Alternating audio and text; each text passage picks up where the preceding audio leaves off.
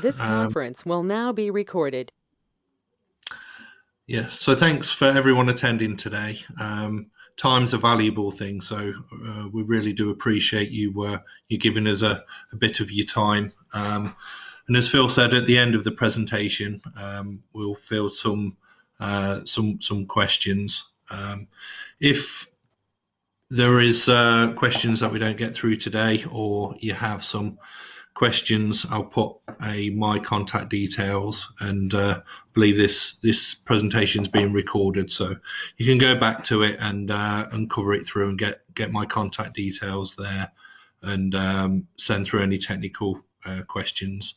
I'll go through a bit of who we are. Some of you may have worked with us before, potentially not as GeoBear, maybe as the company name we were before a rebranding 3.5 years ago. But we'll go through who we are, a few of the technical credentials, some most common problems that can be solved in the rail industry with geopolymer injection. Really highlighting that geopolymer injection should be part of your toolbox, and potentially part of the early feasibility for track maintenance in many situations. We'll go through some solutions, quite heavy on case studies with a real emphasis on Kentish Town detail, because we carried out some temporary works on slab track at Kentish Town, and now we're into detailed design at Kentish Town. So I'm concentrating heavily on that project today. And as I said before, we'll have a questions and answers session at the end. So that is me, pre-COVID. So I think I've put a couple of pounds on since there, but it's fairly representative of what I look like still. My email address and contact number. So as I said, if there's questions beyond this presentation, or something springs to mind, or a project springs to mind, please get in touch direct. You can also connect to me and GeoBear via LinkedIn, and it's quite important to do that, really, because we put a lot of industry specific information on there. We're currently we've produced it in its final iterations and actually going through publishing at the moment a geopolymer specification document, and you'll be able to utilize that specification document, which has been headed up by Arup, and it's had main contractor on the actual steering group for the document. You'll be able to specify a geopolymer treatment, and when I go through some of the benefits of it, you'll see why that's important. So firstly, who are GeoBear? We've been operating in the UK for nearly 40 years now. It's still a family-owned business. We've got 120 employees, mainly in the UK, but we operate across 9 countries. We've got offices right the way through the spine of the UK, so right by Euston Station, one in Oxford, one up in St Helens. But we've got regional area managers and delivery teams strategically spread across the UK, so we can mobilise pretty quickly to any project. We are the global leader in geopolymer injection, and we've completed well in excess of 200,000 projects, successful projects. What that means, many of them in the UK, is we've got a huge knowledge bank of ground conditions and remediation strategies. So if you are looking at you may have issues with your track alignment, some subsidence issues on site, we'll have information on ground conditions and be able to give case studies, etc., for similar projects. So when you're assessing them in feasibility stage, we can assist early doors. And early collaboration and discussions with us is key, really. If it's a geopolymer solution, isn't a one size fits all projects. It's often the right solution, but if it's not, we're geotechnical experts and we'll point you in the right direction. But we might be able to offer you some key contacts and some guidance early doors as well. So we'll go through some of the technical credentials. All of the geopolymers we have within our armory, we have 29 different types of geopolymer, and we have material specification and technical specification documents for each type of material. They all have different compressive strengths, curing times, but they're all fast acting. So you're talking seconds, and our slowest curing material is a couple of minutes. So they're all very fast acting, but all of them can be tested in alignment with ISO 11346 or EN ISO 2578, and that's the aging of rubber or construction plastics. So it's a well-versed testing procedure. All of the materials can be compressive tests, as you would do crushing a concrete cube. You can take core samples.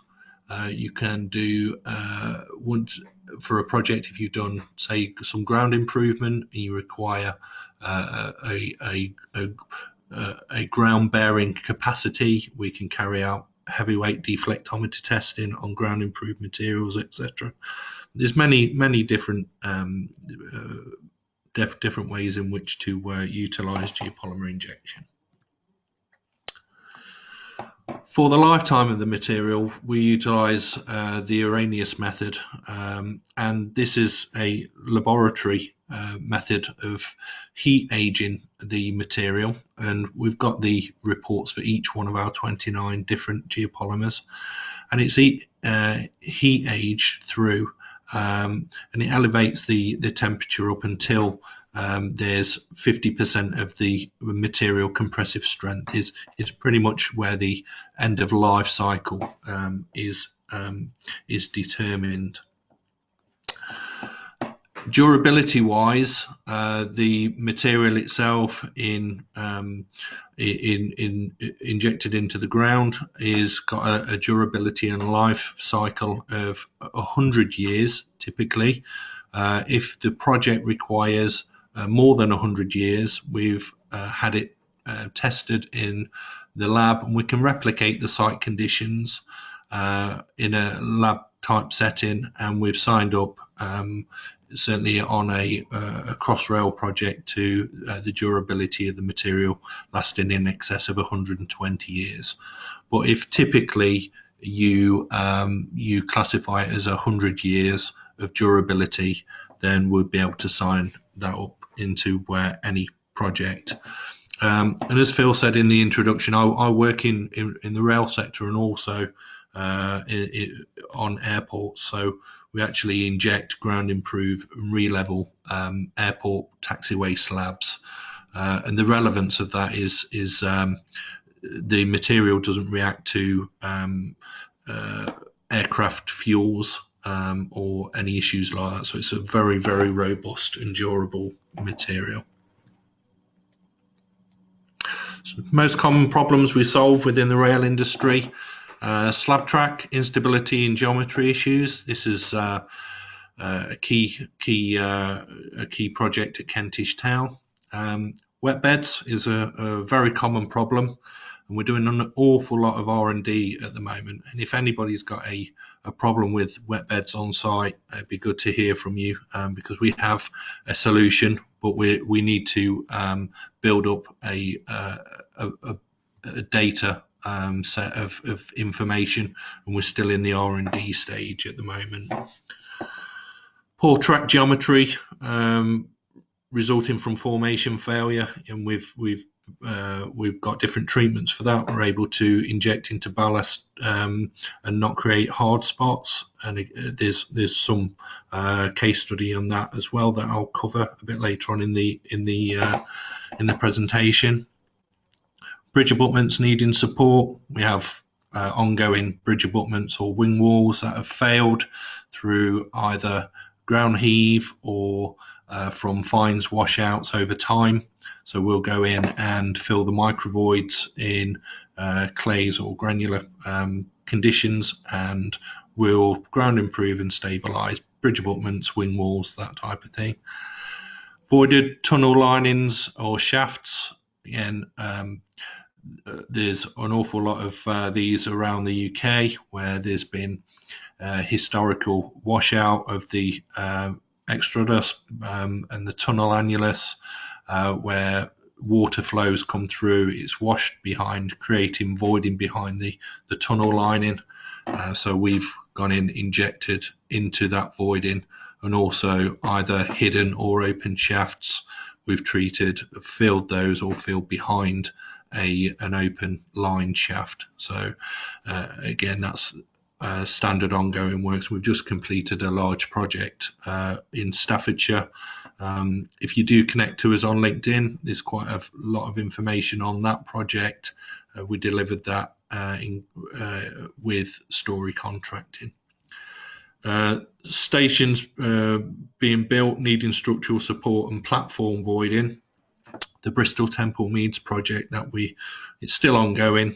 We did a large shift over the Christmas and New Year period, injecting into the platform to ground improved to allow the scaffolding to be raised on the platform. That was quite an intense process, and we got through the design and Form 1 to 3 review sign off in circa 3 weeks, which was a monumental effort from everybody in Network Rail. We all had the appetite to turn the design around, the review, and we were able to mobilise on Christmas Eve, which was excellent. Water leaks, again, the geopolymer material for this type of works is practically, it's a closed cell formation, so can act as a water barrier or a gas barrier. So yes, we can inject behind a tunnel or archways and seal water leaks, and track bed instability. Again, we'll cover that through a bit later on in the presentation. This is a typical wheeled injection unit. This is a specialist injection unit. You can see it's kind of a 13-ton box truck, want of a better phrase, really. But everything's inbuilt into this, so the actual unit itself is fully bundled. The materials are on that unit, and the pumps, compressors, hoses, power source, everything is on there. So if we can actually drive within 65 meters of a treatment area, this is the type of unit we would use. This is a London City Airport project that we delivered, but you can see how compact everything is. We don't require a water source, so the materials are all mixed on board, computerized, and we have live readouts of amounts of injected material for every single injection injection point. Everything's fully designed, and the on-site teams capture everything live on site, and we can access the injection records live from anywhere with an internet connection, so we can log into their recording. So if we're on a night shift and there's engineering support required, that engineering support from both our operational side but also a client side can be remote and see the amounts of geopolymer being injected, the reactions that's occurring, and monitoring results. So it's quite a handy tool. If we can't get to site by travelling on the wheel with the wheeled unit. We've got restricted access mobile units.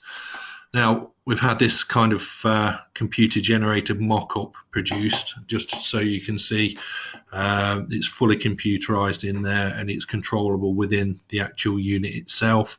And that basically gives a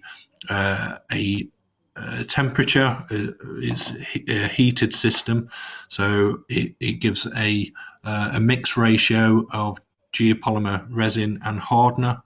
It gives a temperature that it's being injected. It gives amounts of material that's been injected, and also pressure gauges in that as well. The reason for the mock-up is this is the actual unit. It's a glorified container that's been adapted. Again, everything's in that container. And this was a unit we used on the Shugborough project. So how it comes to site, it's a 13-ton Manitou forklift will offload and load onto a trailer unit, and then an RRV actually drives it down to towards the injection position. So you can see we're under OLE lines there. It's very contained, it's easily transported, and we can be from the wrap point to the treatment area very quickly. It's very simple to get the equipment there. Everything's self-contained again. There's no on-site mixing. It's all done via computerized mixing on through steel drums. So there's no hand mixing there. And once the one thing I would say is it takes approximately 45 minutes to 60 minutes for everything to warm up. So if we've got a tight possession, really that needs to be taken into consideration. Allow an hour really for the loading and to get us to where we need to be. But whilst we're loaded on the back of the trailer, if we're in the actual transport to where we need to be injecting, say it's a couple of kilometers down track, the material can be being warmed up to its injection heat requirement, and that'll all come through the design. So the actual cooler the material, the longer it will flow. The hotter the material, the faster it will react. So it goes through an exothermic reaction when the two components are combined, and it's an expansive material. So we'll go through some case studies. This is a ferry wagon lift. It's a short video, but this is available in a much longer version. It's approximately, I think it's about 5 minutes long.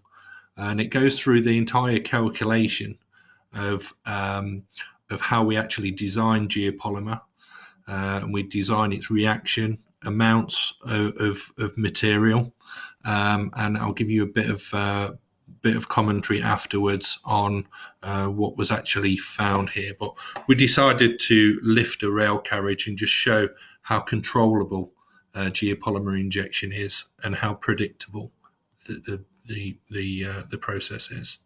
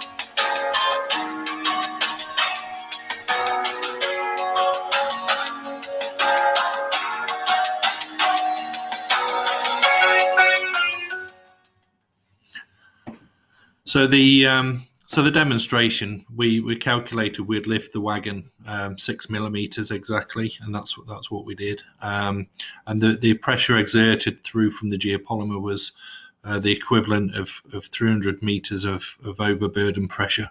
So it's highly expansive. It's a very robust material, and it needs controlling. And so that all comes through in the design and the design review. And yes, we can predict exactly how the material will react in all different ground conditions. So we'll go through some of the projects. This is Farnham Rail Depot slab re-leveling project, and we were to re-level the slab. We worked with Osborne on this project. The next slide pretty much shows the before and after.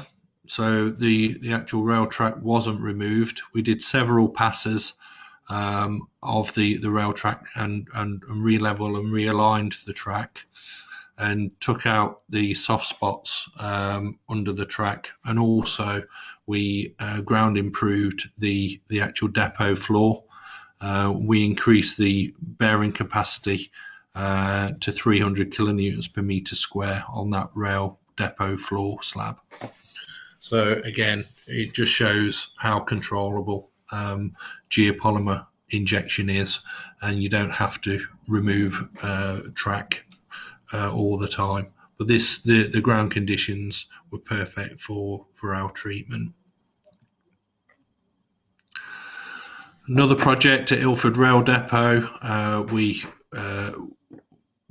required to inject below the foundations, the pad foundations, and you can see there a vertical and an inclined drill position. So with the loadings that was on the frame itself, there was some turning moment on the frame, and we had to take that out with the inclined positions. And you can see they're almost geopolymer mini piles that were installed through. 1.5 meter centers, depth of treatment were up to 5 meters deep, and again injected through and put a central reinforcement bar in to tie back into the foundations.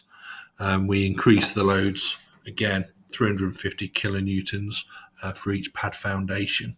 It only took 12 days to do, and we reinstated the bases through, and the actual rail depot was able to carry on operating as we were injecting and improving the loadings.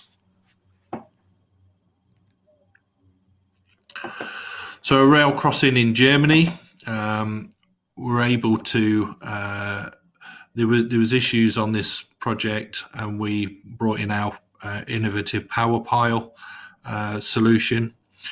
The power pile is a geopolymer mini pile, and it's excellent to be used with very poor ground conditions such as organics or peat issues. We would get, if we were to inject without a former in peat or high organic, we would see very little ground improvement. It would take up an awful lot of material.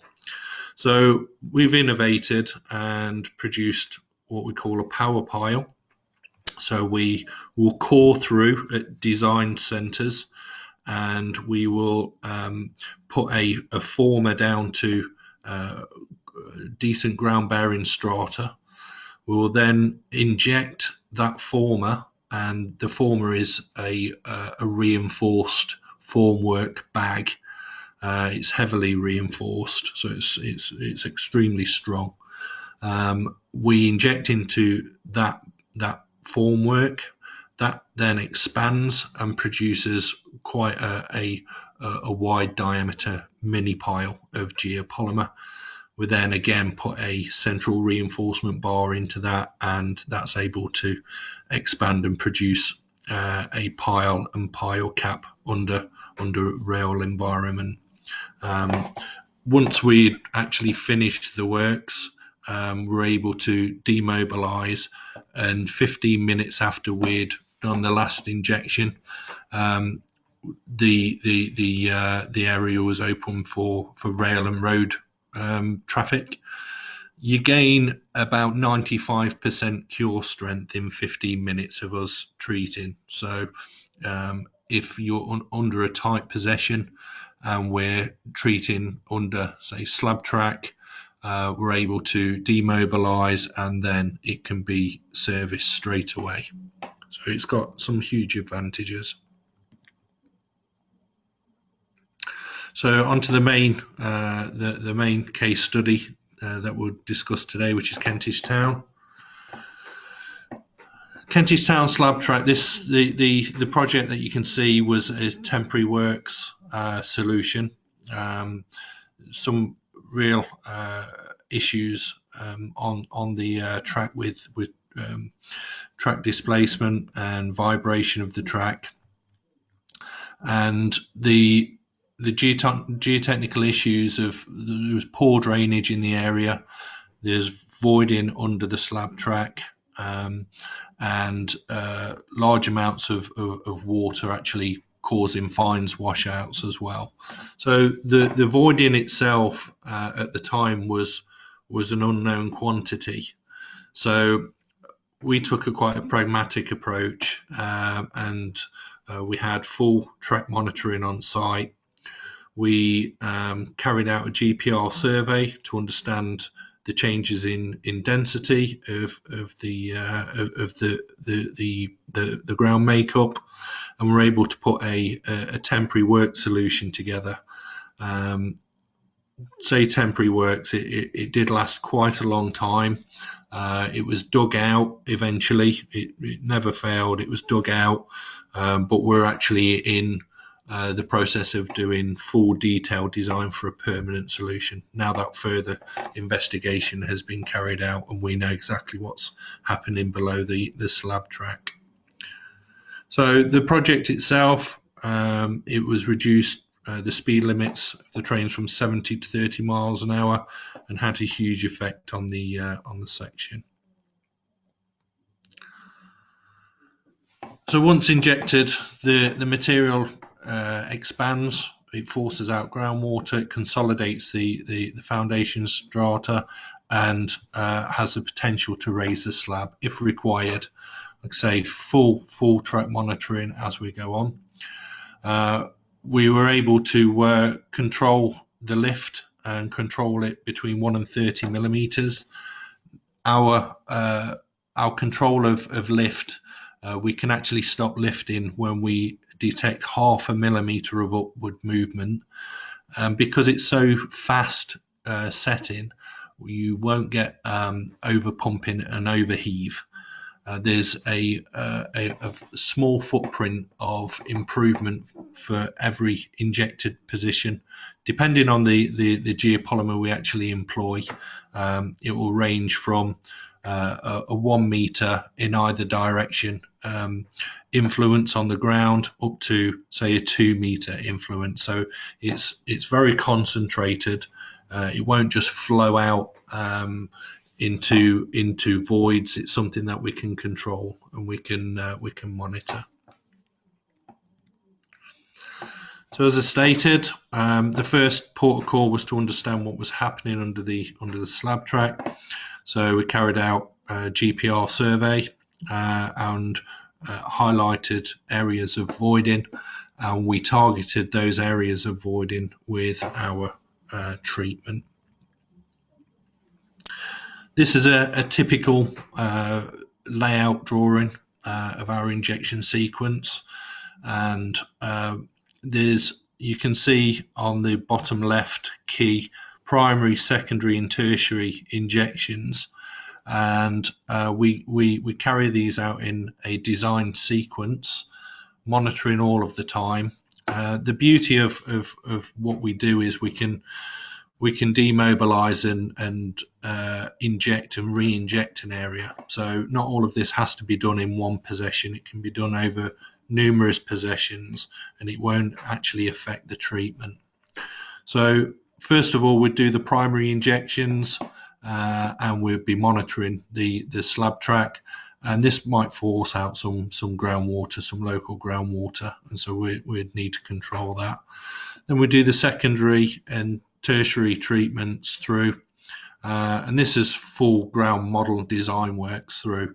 So if we actually gain upward movement, we can stop sooner than the design, because GPR will tell us differences in density, but that difference in density might be weak soils rather than a void. So the actual material take up of that of the existing ground to get back to its original ground strength might not be quite as the GPR survey might be guiding us to. So we can stop at any time. This is a typical team. You can see there's some engineers on the left and some other works happening behind us. But we've got full track monitoring on site. As we're live injecting, we can see in 3D how the track and the slabs performing. And as we state, all of this is being recorded live.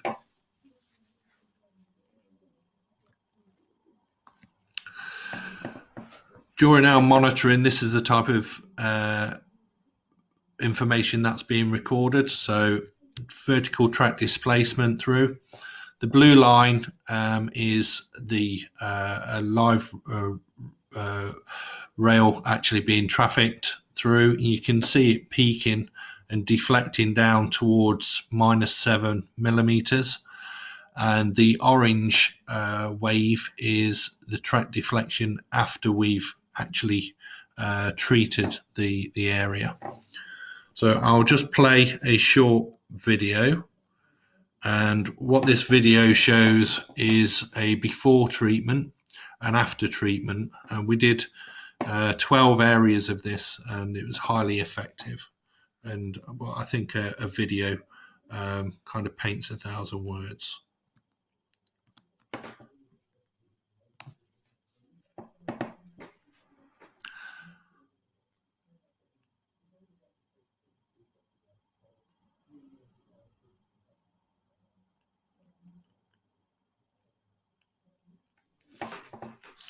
So you can see the track deflecting,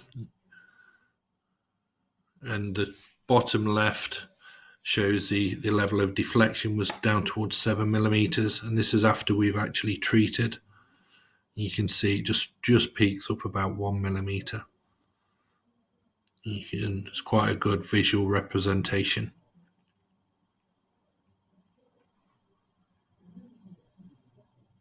So hopefully from that you gain some confidence that it's extremely controllable. This is a project up in Glasgow, Finniston, slab and ballast track ground improvement. The ground's very poor in the area, and this is a slab track and a ballast track project. There's very tight headroom in the change into the portal, and there's approximately about 45 meters of either slab track or ballast track to treat. We put a proposal in for this project, which it's currently being reviewed at the moment, but we're hopeful to get onto track. And what we've actually done for the proposal, and this is the type of thing that we would produce for a proposal design, full design onto the performance requirements from the engineers and the Network Rail specification document, and we would design what we call the GeoBear index. So we'd assess the macro voids present in the soils. We'd determine whether the soils can be permeated using geopolymer, or whether ground improvement might have to be achieved through displacement. And through compaction grouting. So we're determining the type of ground improvement. This particular project's complicated because it's in an area of a flood zone, and there's very slight sand in the area, almost running sands. The portal itself and a lot of the infrastructure is carefully monitored, and the specification is for us to achieve 250 kPa working load and reduces soil permeability to 10 to the minus 8. So again, really keeping the water out of the area. So we review utilizing our GeoBear index, and this will form part of the actual design. And this is the trial injection strategy plan, and it's a trial because within the actual specification document, the BD Consulting, who are working for Network Rail, have specified a trial is required just because of the sensitive nature of the site, and also how poor the ground conditions are. Standard grouting methods have been reviewed and are deemed not suitable. Geopolymer has been designed and is still being reviewed, but we believe this is a suitable solution for that project. And again, you can see typical injection sequence through on that. It goes into far more detail. We're able to inject in and around existing services. So we work in alignment with HSG 47, so the avoidance of buried underground services, and we know the influence and how expandable each geopolymer is at a certain amount we inject and temperature, so we can actually design in and around services. And the hashed blue hash running left to right is a known drain. This is a cross section through, and you can see again this secondary, primary, and tertiary injection points. All of these are numbered, all of these are recorded. So as we finish a project, there's a full as-built survey and report that's produced for the health and safety file. And you can see for this project here, we're treated to about 4 meters below the track level.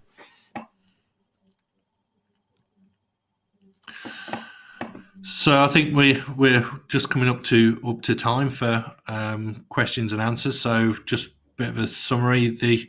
The material itself is inert, so it's environmentally safe. You're able to inject the material where there's a live water course. It's hydro-insensitive, so it will stop water from passing through it. You're able to post-test any ground improvement or injection process as you would do with traditional ground improvement methods. All of our labour is directly employed. There's no large plant, and it's very, very clean and safe process. So thank you very much. I hope you enjoyed the presentation, and look forward to reviewing your questions. Thanks very much, Kevin. Yeah, I've written one in the chat box just to kick things off, but I'll open the floor to anybody who wants to just offer a question, if there's anybody, before we go to that one.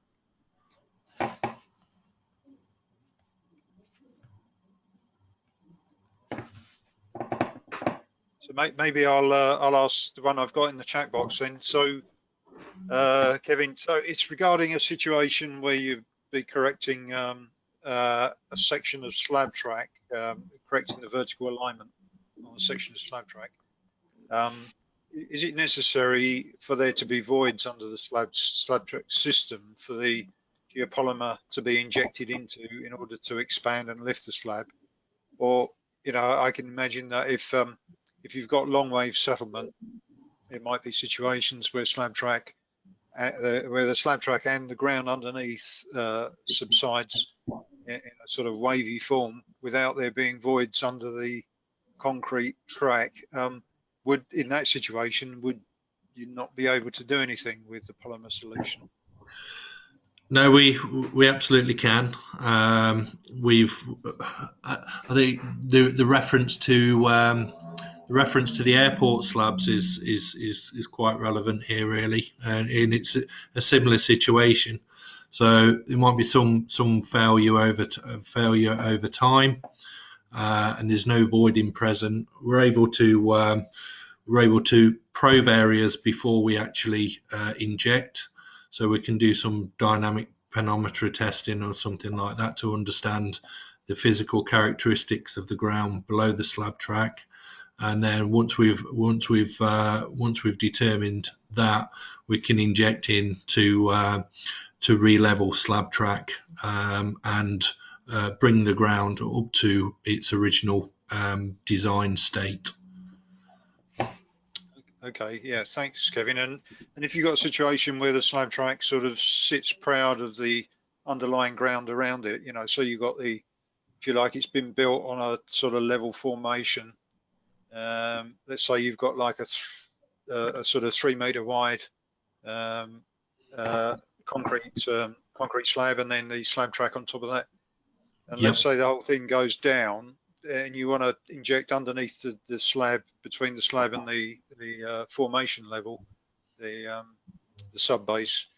Then once you start injecting, does it all sort of come out the sides? I'm not quite sure whether you need like a captive situation to stop it sort of squirming out the sides, if you understand what I mean. Yeah, absolutely. If you didn't control inject, then yes, that's exactly what would happen. The material will find a path of least resistance. However, in that type of scenario, we would have several passes of injection. So we'd inject very small, concentrated amounts under the slab track. So we'd know the actual expansion of the material. So rather than say for each injection point, we put typically 10 kilograms in per injection point, we might put 2 in. That would then do a small expansion. We would then be able to go back into that position and re-inject and retreat that area. So we're almost forming a formwork ourselves and building up the geopolymer small injections and control lift. So we'd actually feather the slab up in that sort of scenario. So rather than putting large injections, it'd be very small controlled injections. But again, we do that. We'd assess each project in its ground conditions on its own merits. But no, you wouldn't have to put any containment around it. The material itself, as we inject through, would act almost as a bulkhead itself. So in that kind of scenario, we might inject the external of a slab and then come internal, and we've almost created a formwork ourselves. And that would come. It's very, very interesting for me, because on HS2 we're considering slab track on further phases of the project, and some of the sort of the downside of slab track is people's perception that if you were to get a lot of settlement, that you couldn't correct it.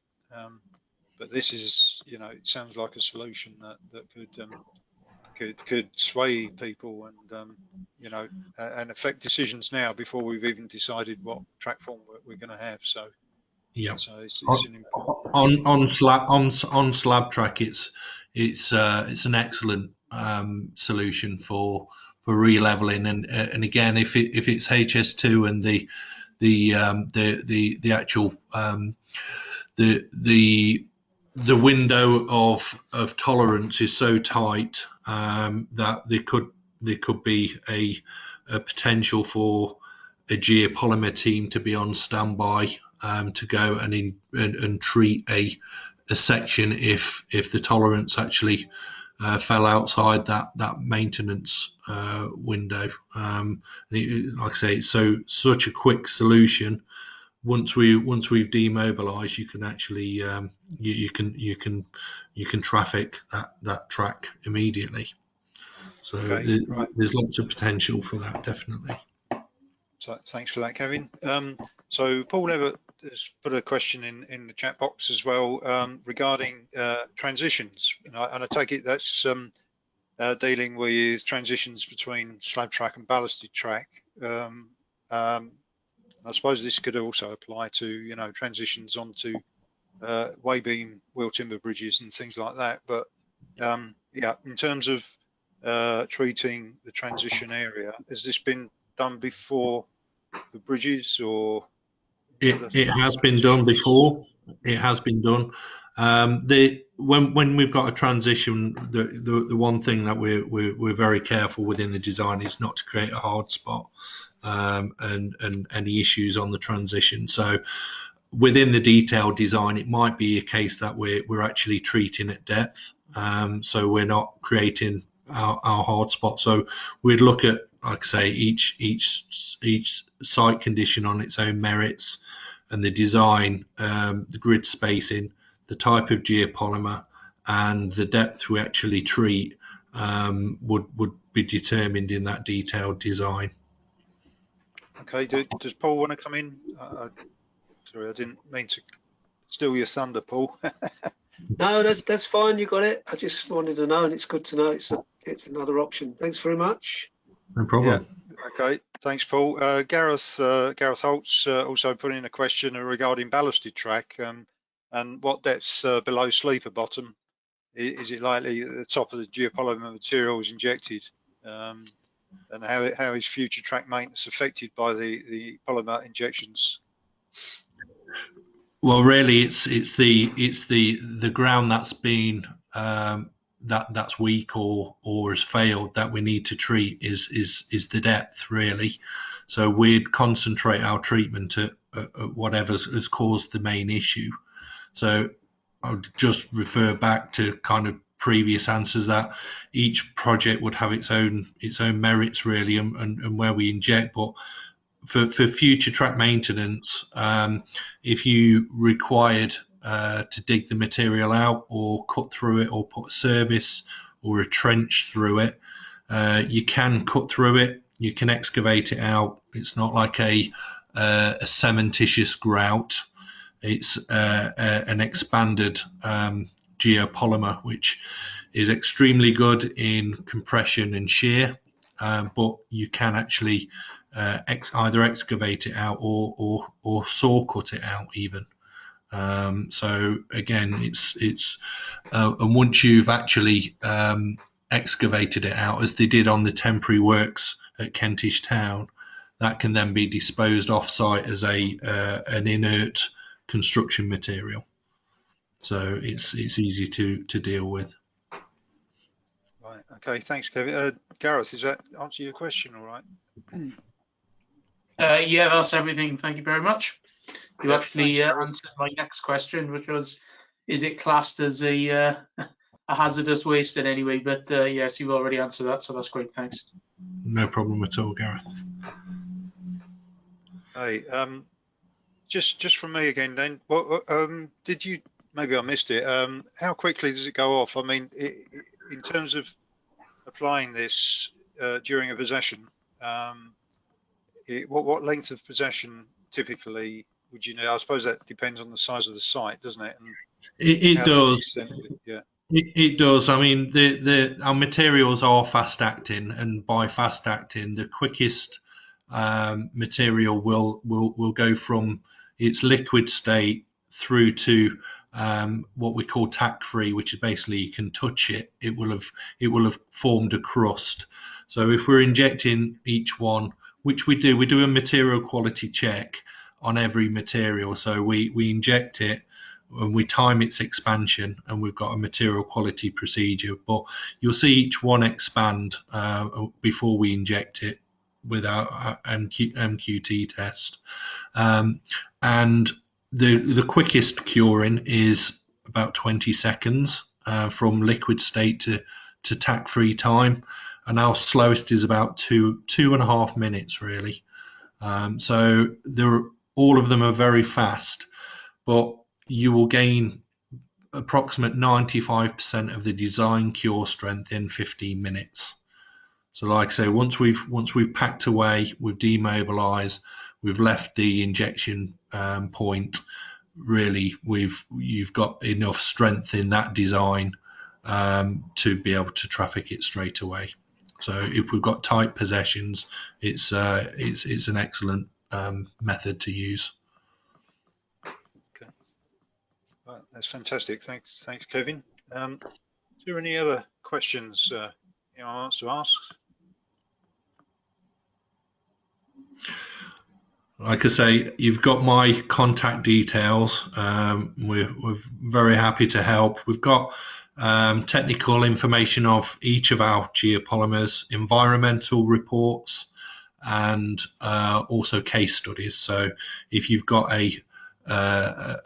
you're looking at something for feasibility, we can issue you with a similar type scheme and give you an idea of how we've approached it. Okay, well, thanks very much for coming, Kevin. Much appreciated. And you know, I can see that there's lots of different applications for this. So, and you've covered a lot in your presentation. Looks to me like it's got a good future, and you know, it's a quick and effective solution for correcting those difficult sites that we have all around the network. So, yeah, very good. And thanks for you know, presenting in your time today. Much appreciated. No, it's been a pleasure. Thank you very much. Yeah, and I just something I missed at the start, which I should have covered, was the next Ashford section meeting. We've got a presentation and that's Tuesday the 13th of April. We've got a presentation from George Woolard, who's the Cubis Business Development Manager for rail, and he'll be presenting his paper on innovations and improvements in line-side asset foundations. So that would be a good one. And yeah, and Colin Bernicle, who unfortunately couldn't be with us today. Colin is our sort of our secretary and mainstay in this section. We'll be back next time for the next meeting. So yeah, thanks very much to everybody for listening in and attending, and we'll draw it to a close there, I think. Thanks very much. Thank you.